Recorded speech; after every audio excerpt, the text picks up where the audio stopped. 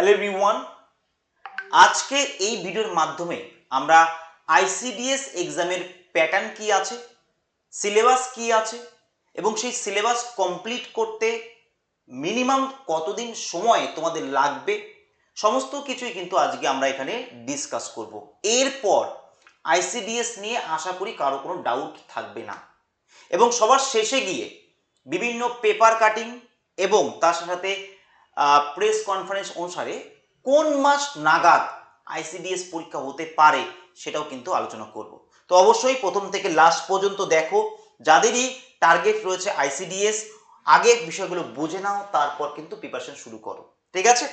ওকে, দেখো প্রথমে আমরা এক্সাম প্যাটার্ন নিয়ে ডিসকাস করব যে এক্সাম প্যাটার্ন কি আছে। এখানে তিনটে পোস্ট আছে: আইসিডিএস সুপারভাইজার, আইসিডিএস কর্মী এবং আইসিডিএস সহায়িকা, ঠিক আছে? এর মধ্যে সবথেকে বড় পোস্ট যেটা, সেটা হচ্ছে সুপারভাইজার।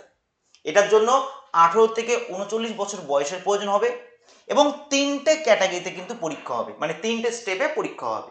প্রথমটা হচ্ছে প্রিলিমিনারি পরীক্ষা, যেটা হবে 100 মার্কসের, এবং তুমি যদি প্রিলিমিনারি পাস করো তবেই তুমি কিন্তু মেন্সে বসার সুযোগ পাবে। অর্থাৎ প্রিলিমিনারি যেটা, এটা শুধুমাত্র স্ক্রিনিং টেস্ট, ঠিক আছে? মেন্সে বসার একটা পরীক্ষা, আর কিছুই না। এটার থেকে কিন্তু মেরিট তৈরি হবে না প্রিলিমসের মার্কস দিয়ে, ঠিক আছে? তো প্রিলিমস পাস করার পর তুমি মেন্সে বসবে 400 মার্কসের এবং ইন্টারভিউ হবে 50 মার্কসের। এইগুলো কিন্তু আগের প্যাটার্ন অনুযায়ী আমি তোমাকে বলছি, এগুলো যদি পরিবর্তন হয় অবশ্যই আমি তোমাদের কিন্তু বলে দেবো, ঠিক আছে? আচ্ছা, কর্মীর ক্ষেত্রে 18 থেকে 45 বছর বয়স, লিখিত পরীক্ষা হবে 90 নাম্বারের আর ইন্টারভিউ হবে 10 নম্বরের, টোটাল 100 মার্কসের।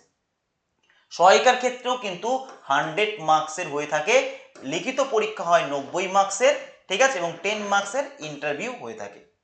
তবে তোমরা নিশ্চয়ই শুনেছো ইন্টারভিউয়ের মার্কসটা যে কোনো পরীক্ষার জন্য কম করা হবে, তাই তোমরা এখানে ধরে রাখো যে প্রত্যেকটা ইন্টারভিউর মার্কস কিন্তু কমতে চলেছে, ঠিক আছে? 5-10-এর বেশি কিন্তু ইন্টারভিউ মার্কস থাকবে না, যেগুলো তো অলরেডি 10 আছে সেগুলো কিন্তু আরো কমবে, একদম 200%। এটার অফিসিয়াল নোটিফিকেশন আসলে তোমরা কিন্তু বুঝতে পারবে। তো আপাতত তোমরা লিখিত পরীক্ষার প্যাটার্নগুলো একটু ভালো করে বুঝে নাও। দেখো, এখানে সুপারভাইজার যদি বলি তাহলে সেক্ষেত্রে সুপারভাইজারের প্রিলিমিনারি যেটা, সেটা 100 মার্কসের হবে, ঠিক আছে? তোমাদের সময় থাকবে 1 ঘন্টার সময় থাকবে এবং যেখানে রয়েছে কি জিকে থাকবে, পাটিগণিত থাকবে, রিজনিং থাকবে, এগুলো থাকবে, ঠিক আছে? তার মানে এখানে মেন দেখো 100টা কোশ্চিন, 60 মিনিট টাইম। তো এখানে মেন চ্যালেঞ্জ হচ্ছে ছেলেমেয়েদের কাছে সময়ের মধ্যে করা, ঠিক আছে? সময়ের মধ্যে অ্যান্সার করে আসা। তুমি যদি খুব ভালো প্র্যাকটিস করো তবেই কিন্তু এর তোমার প্রিলিমিনারি তোমার ক্লিয়ার হয়ে যাবে, ঠিক আছে? আচ্ছা, তুমি যখন প্রিলিমিনারি পাস করবে তারপর যাবে মেন্সে। মেন্সে 4টে পেপার থাকবে: বাংলা, ইংলিশ, জিএস পেপার এবং অ্যাথমেটিক, ঠিক আছে? টোটাল 4টে পেপারে তোমার 100 মার্কস করে, টোটাল হচ্ছে কি 400 মার্কস। আর এর উপরই কিন্তু মেরিট তৈরি হবে, ঠিক আছে? এর মার্কস এবং ইন্টারভিউ মার্কস, এই দুটো মার্কস মিলিয়ে। তবে আবার বলছি, ইন্টারভিউ মার্কস কিন্তু 50 মার্কস রাখা হবে না, তার থেকে একটু কমানোই হবে, সেটা তোমরা অফিসিয়াল নোটিফিকেশনে জানতে পারবে। বোঝা গেল? তাহলে এখানে দেখো সুপারভাইজার যেটা, এইটা জন্য তোমার এই এক্সাম প্যাটার্ন কিন্তু রয়েছে। অঙ্গনওয়াড়ি কর্মী যদি আমি বলি তাহলে সেক্ষেত্রে অঙ্গনওয়াড়ি কর্মীর ক্ষেত্রে দেখো লিখিত পরীক্ষা হবে তোমার 1.5 ঘন্টার 90 মিনিটের, যেখানে 100টা কোশ্চিন থাকবে, ঠিক আছে? 75টা থাকবে এমসিকিউ, তোমার পার্ট 2 তে থাকবে 15টা কোশ্চিন বাংলার উপর, ঠিক আছে? এবং তোমার ইন্টারভিউ থাকবে 10 নাম্বার, ইন্টারভিউতে থাকবে 10 নাম্বার। টোটাল কি হচ্ছে 100 মার্কসের পরীক্ষা হচ্ছে অঙ্গনওয়াড়ি কর্মী, ঠিক আছে? বোঝা গেল? আচ্ছা, এখানে ইন্টারভিউ তো লিখিয়ে দিয়েছিলাম, সরি। 10 নাম্বার। তাহলে লিখিত পরীক্ষা মধ্যে দুটো পার্ট হচ্ছে, একটা হচ্ছে কি যেখানে এখানে কি থাকছে, গণিত থাকছে। গণিত বলতে মেইনলি পাটি গণিত থাকছে তোমাদের, ঠিক আছে? পাটি গণিত, তোমার জিকে। তোমরা চাইলে একটা হোয়াটসঅ্যাপ গ্রুপে লিংক দিয়ে দিচ্ছি, তোমরা সেই হোয়াটসঅ্যাপ গ্রুপে জয়েন করতে পারো। আমরা অঙ্গনারীর জন্য বা এই আইসিডিএস এর জন্য কিন্তু আমরা একটা তোমাদের জন্য সিরিজ শুরু করব এবং সেখানে সমস্ত পিডিএফ তোমরা পাবে। আর যে ডিটেল পিডিএফ, ঠিক আছে, এটা তো আমি জাস্ট লিখিতভাবে তোমাদের দেখাচ্ছি, যে ডিটেল পিডিএফ সেটাও কিন্তু তোমরা সিলেবাসে পেয়ে যাবে এবং ওই সেই ডিটেল সিলেবাস দেখে দেখেও কিন্তু তোমরা পড়াশোনা করতে পারো, ঠিক আছে? তা সেক্ষেত্রে এখানে দেখো, এখানে পার্ট 1 যেটা এমসিকিউ, সেখানে কি থাকছে, অ্যাথমেটিক থাকছে এবং জিকে থাকছে, এবং জিকের মধ্যে যে ভাগগুলো থাকছে সেগুলো আমি তোমাদের বলে দেবো, ঠিক আছে? রিজনিং থাকছে। আর এখানে বাংলা থাকছে আর ইন্টারভিউতে থাকছে তোমার 10 নাম্বার, টোটাল 100 মার্কস।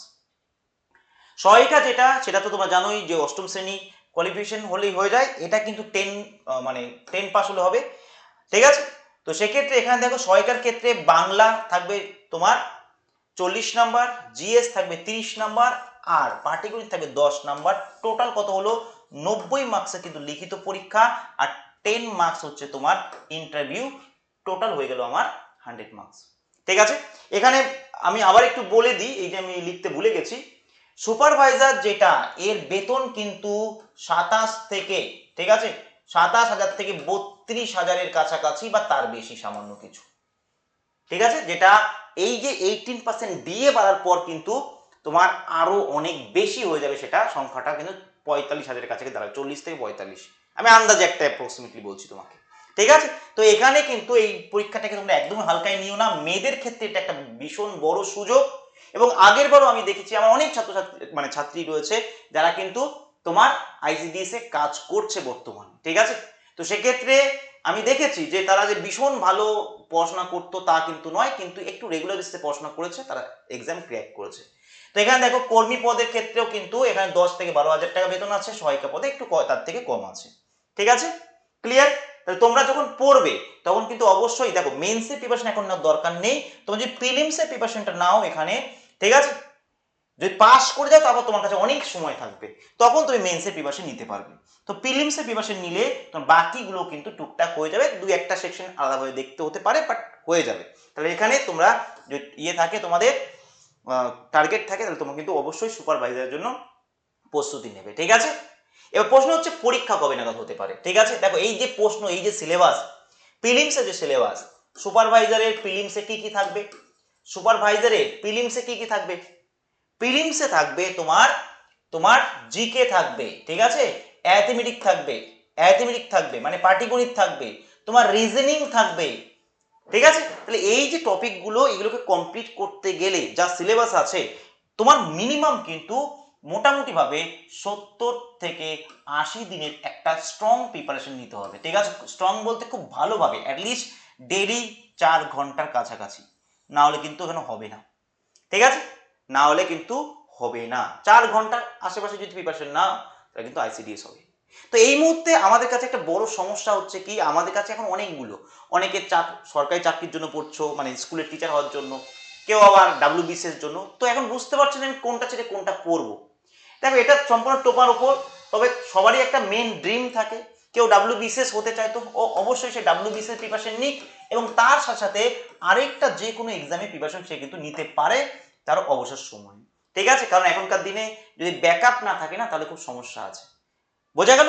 তো ডাব্লিউবিসিএস লেন্দি প্রসেস, তার সাথে তুমি যদি আইসিডিএস নিতে পারো খুবই সুন্দর হবে, তাহলে সেক্ষেত্রে তোমার চিন্তা থাকবে না, ঠিক আছে। তুমি ধরো টিচিং এর জন্য পড়াশোনা করছো, তাহলে সেক্ষেত্রে তুমি ধরো টিচিং এর এখনো কোনো গল্প নেই, এখনো কিছু বলছে না, বলবে, তো যেদিন বলবে তারপর তোমরা একটু টাইম পাবে, তো ততদিন তোমরা কিন্তু আইসিডিএস এর প্রিপারেশন নিতে পারো। তবে আমি বলবো টার্গেট দুটো থাকলেই ঠিক আছে।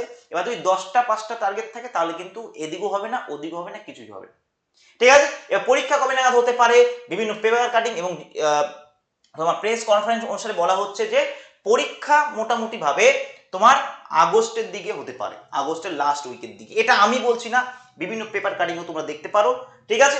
এবং তোমার আগস্টের যদি নাও হয়, ঠিক আছে, জুন জুলাই আগস্ট সেপ্টেম্বরের দিকেও যদি হয়, তাহলে তোমার কাছে কিন্তু বেশি সময় নেই, জুন জুলাই আগস্ট সেপ্টেম্বর, আচ্ছা আগস্ট বলছি আমি, সরি, সেপ্টেম্বরের লাস্টের দিকে এইটা বলা হচ্ছে, বিভিন্ন জায়গা থেকে যে খবর পাওয়া যাচ্ছে, আমি ভুল বললাম, ঠিক আছে।